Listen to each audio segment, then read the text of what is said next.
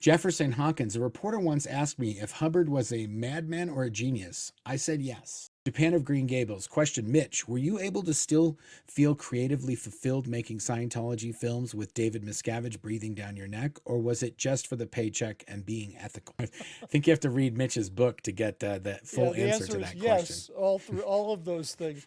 No, I did have, I had a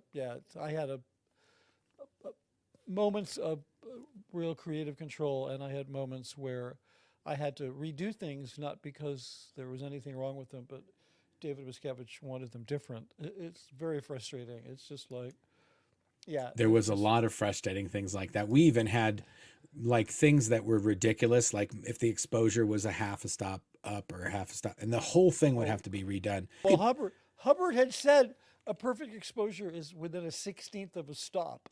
You cannot humanly see a 16th of a stop. The scope of the human eye's ability to see contrast, but But the same sort of policies were also applied not only to the audio production but also to film production. So fix it in post was like a bad word. If oh you yeah. said, "Oh, they can fix that in editing, or they can fix that in visual effects," or it was if somebody heard you say that, you would get in trouble. But have been trying to document all of the things that took place at the International Scientology headquarters.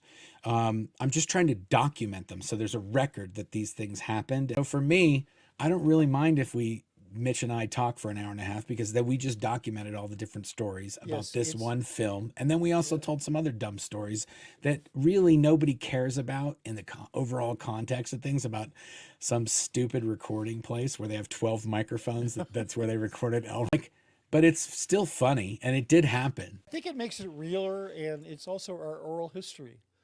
Yeah, So totally.